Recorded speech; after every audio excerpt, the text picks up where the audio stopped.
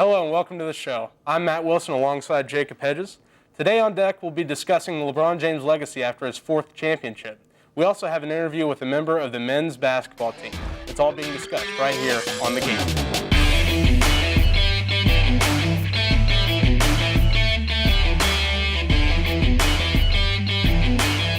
With another week down in the NFL season, how is the landscape looking despite the coronavirus outbreak?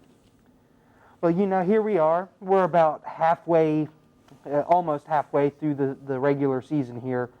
And we're seeing some teams allow fans, other teams only allowing family members.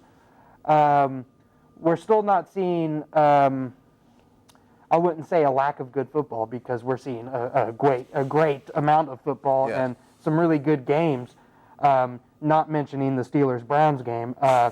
But here we are, and the biggest question I have is, will we be able to see fans come time of the Super Bowl, whether that's half capacity, fourth capacity, whatever the deal will be? Because I'm sitting here from looking at all this from the outside in, and I can think of many ways that they can make it work. I mean, obviously Super Bowl tickets are already outrageous. But just, fans want to go see the teams play. I know there's a pandemic going on, but we need to find a way to start bringing people back in, whether that's this season or next season. Yeah. Well, I think from the standpoint at the beginning of the season where teams were still, viable, and they were, allowing some fans to come to the games. For instance, the Houston Texans Kansas City game, there were a lot of fans there. But with these outbreaks that are happening, it's just looking less and less unlikely for it to happen for the Super Bowl. I mean, these teams are struggling to get this situation under control. You look at the Titans; they've had to shut down multiple times, for multiple cases. At one time, they had over 16 cases at once at the facilities, and I think that's just absolutely outrageous. The NFL set up these guidelines, and they tried to make it as easy as possible to have it be as COVID-free as possible, and it's just not working out. And the same goes for the Patriots as well. And the game got affected with that. Kane wasn't able to play because he got the coronavirus, and I think that was a major factor in the game for that season. But I feel like with how things are going, it's not as bad as it seems. Of course, it's terrible. There are multiple cases in the NFL, but it could be a lot worse, is what I'm trying to say. I completely agree. I mean, it could have been an entire team. Yeah, but it's not. And so my biggest thing is we just have to do better. I feel like we're not far off from having full capacity crowds. Obviously, it's not going to happen at the Super Bowl or even next season, but it's going to take time. And I feel like with the right steps taken, we can get back to that full capacity crowd maybe in 2 seasons. So that's how I feel about it. Well, I'm where you guys are at on the whole COVID situation this season, and obviously going into next season. But I want to touch back on what Jacob said about there's a lot of quality games. There's a lot of good games happening in the NFL. Sure. Not in the least the Cowboys, the Washington football team. Mm-hmm. That's still a mess up there. It was also a surprise to see Aaron Rodgers get beat the way he did by Tom Brady. Yeah. Seemed to be their coming out party. Seems like they've been gaining some momentum. But those are also teams that have been not hardly affected by the corona outbreak, like you said, with the Patriots and stuff like that. So they haven't really had to deal with loss of players, loss of coaching staff. But, I'm just excited to see how this season ends up turning out. As far as the Super Bowl goes, who's going to be in attendance, what teams are going to make it, because there's really no clear favorite this year. Yeah. With practices commencing this fall, I decided to take a look at how college baseball will move forward with the coronavirus still being present. COVID-19 has put a huge damper on the upcoming 2021 NCAA baseball season. Little information has been released regarding the measures that will be put in place to ensure the health and safety of players, staff, and fans alike. The NCAA has suspended all in-person recruiting through January 1st, 2021. The coronavirus has forced teams to move the recruiting process completely online. Mickey Aoki, Morehead State's new baseball coach, and his staff have took full advantage of the new recruiting system by signing 7 new players who plan to join the team for the 2021 season.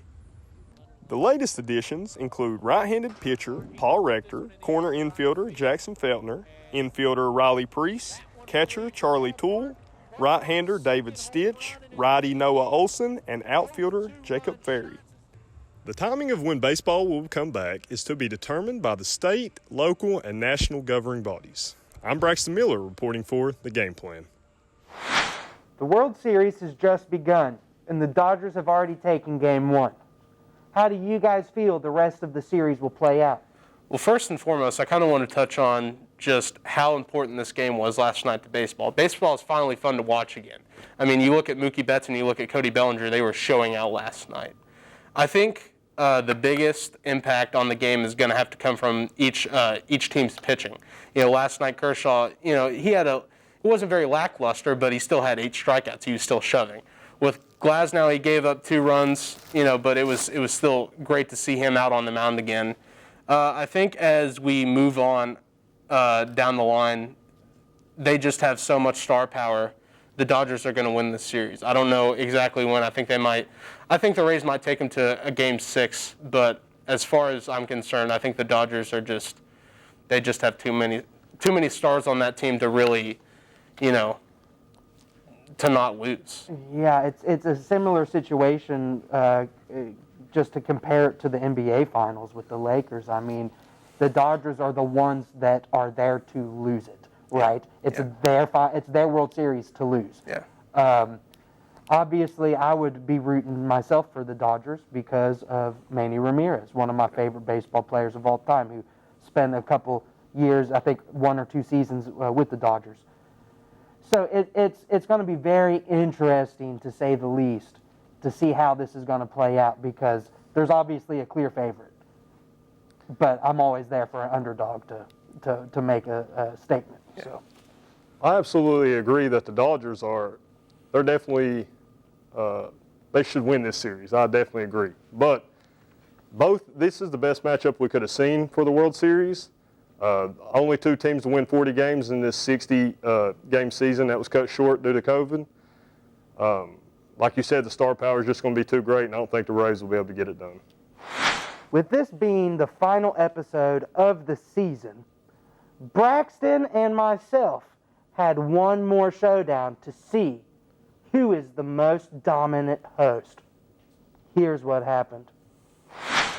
Howdy, I'm Jacob Hedges from The Game Plan, and for the final episode this season, I decided I'd bring Braxton out here and then we'd try our hand at a little dizzy home run derby. So let's see how it goes. One of us will be batting. Before we bat, we'll put this on the ground, spin around as many times, I'd say at least 10 seconds of spins, while the other one will be here throwing the ball. Whoever can hit the ball at least into the outfield 3 times, best of 3, will be the winner and claim the best host of The Game Plan. Good luck. Good luck.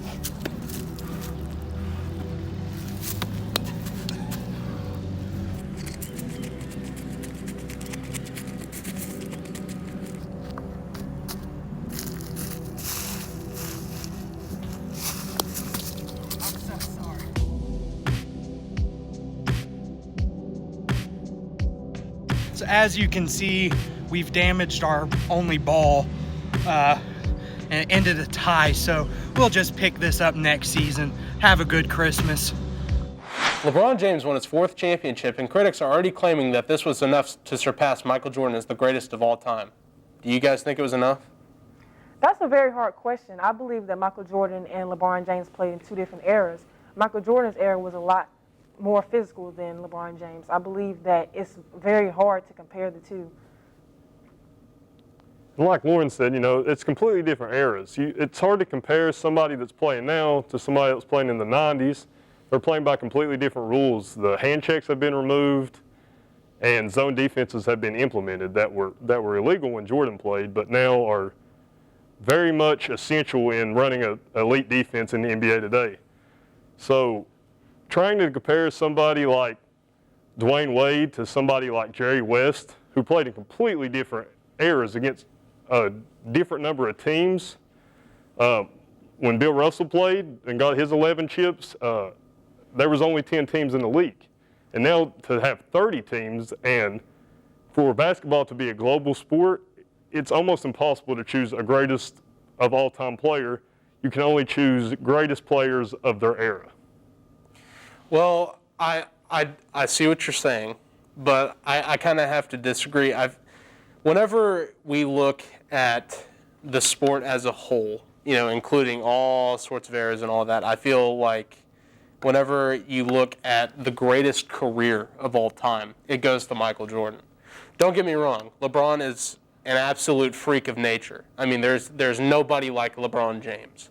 But in terms of career and in terms of changing the game, I think it goes to Michael Jordan. Before Michael Jordan, basketball wasn't as big as a phenomenon as it was whenever he came into the game. He completely changed everything, whether that be to culture, to shoes, to how the game is played overall. I mean, everything changed whenever MJ entered the game. And if you want to encompass that as well, it also has to go to statistics as well. You look at, Michael Jordan, he won 10 scoring titles, 2-time Defensive Player of the Year. I mean, I hate to bring it up, but 6-0. I hate using that argument because it's an act in itself to get to the NBA Finals, and it's a major accomplishment to do it as much as LeBron has in his career. But it's even a bigger accomplishment to go to the finals 6 times and come out as a champion each time. And I feel like that completely encapsulates Michael Jordan as the greatest of all time in the NBA. This week I sat down with Jaden Stanley Williams of the men's basketball team to get his perspective on the upcoming season. With me today, Jaden Stanley Williams from the men's basketball team. What are you most excited about the season? Just with all the new guys coming in, we got a lot of new people on the team, a lot of diversity on the court, so I feel like it's going to be exciting to see how we pan out. You was injured last year. What injury was it, and what do you feel you need to do individually to help you have a great season this year? I had a right foot injury, and I'm just now coming off of it, but I just think getting better as an athlete, a basketball player, and getting in better shape will definitely help me a lot. As far as the team is concerned, what do you feel like is going to be the key for winning this year? I say our mental toughness, just being able to handle adversity. Thank you for joining us here on The Game Plan. I'm Matt Wilson. We'll see you next year.